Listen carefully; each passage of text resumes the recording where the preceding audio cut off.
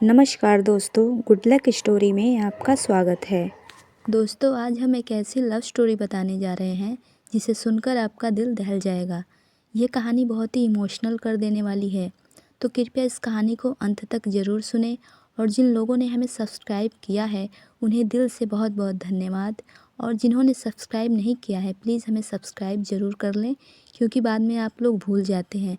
और bell icon को ज़रूर दबाएं ताकि हमारी हर लेटेस्ट कहानियाँ आपको मिलती रहें। अगर कहानी पसंद आए तो लाइक करें, शेयर करें, और आपको कहानी कैसी लगी हमें प्लीज़ कमेंट में ज़रूर बताएं।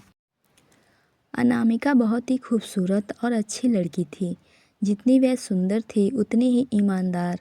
ना किसी से झूठ बोलना, ना फालतू की बातें करना, बस अपने काम से काम रखा करती थी। अनामिका की क्लास में एक आकाश नाम का लड़का था जो मन ही मन उससे बहुत प्यार करता था। लड़का अक्सर उसके छोटे मोटे काम कर दिया करता था। बदले में जब लड़की मुस्कुरा कर थैंक यू कहती तो लड़के की खुशी की सीमा नहीं रहती। एक बार की बात है, अनामिका और आकाश साथ साथ घर जा रहे थे। तभी ज़ोरदार बारिश होने लगी। बारिश से बचने के लिए दोनों एक पेड़ के नीचे खड़े हो गए। बारिश बहुत तेज़ थी। कुछ ही पलों में बूंदें छन छन कर नीचे आने लगी। ऐसे में बारिश से बचने के लिए दोनों एक दूसरे के बेहद करीब आ गए। अनामिका को इतने करीब पाकर आकाश अपने जज्बातों पर काबू न रख सका। उसने अनामिका को प्रपोज़ कर दिया। अनामिका भी मन ही मन आकाश को बेहद पसंद करती थी, इसीलिए वह भी राज़ी हो गई और इस तरह दोनों का प्यार परवान चढ़ने लगा। एक दिन अनामिका पेड़ के नीचे आकाश का इंतज़ार कर रही थी। आकाश बहुत देर से आया। उसे देखकर अनामिका नाराज़ होती हुई बोली, इतनी देर क्यों लगा दी आने में, मेरी तो जान ही निकल गई। अनामिका की बात सुनकर आकाश मुस्कुरा दिया। जानू, मैं तुमसे दूर कहाँ गया था, मैं तो तुम्हारे दिल में ही रहता हूँ। तुम्हें यकीन ना हो तो अपने दिल से पूछ लो।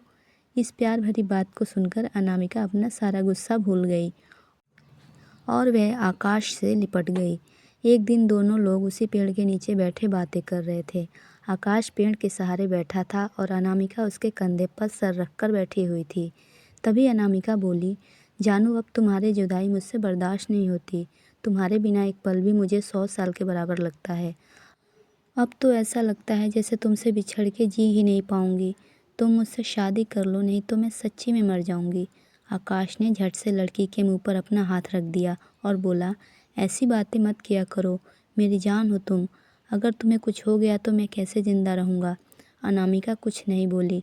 वह उम्मीद भरी नज़रों से आकाश की ओर देखती रही। आकाश ने अपनी बात आगे बढ़ाई, तुम चिंता मत करो जानू, मैं जल्दी ही अपने घर वालों से बात करूँगा। धीरे धीरे काफ़ी समय बीत गया।